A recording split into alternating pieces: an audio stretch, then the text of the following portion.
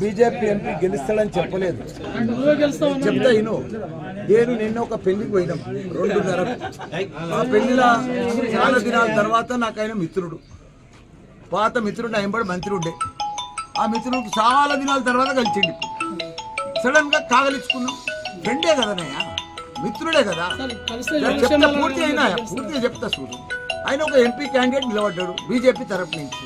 అన్న ఇప్పుడు నీ బర్త్డే ఉంది, నీకు all the best, happy birthday, God bless you అని చెప్పమా.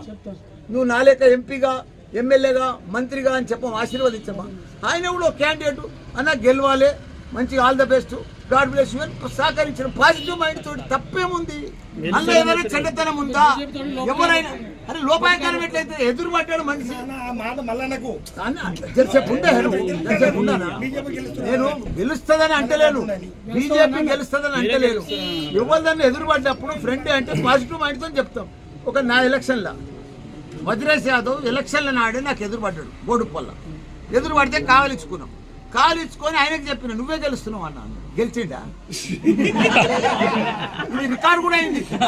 ఆయన బాగా వైరల్ చేసుకుంటు, నిన్న వైరల్ చేసుకున్నట్టు చేసుకుంటు. వీళ్ళు గెలువరు చేయరయా, వీళ్ళు మోసకాళ్ళయా.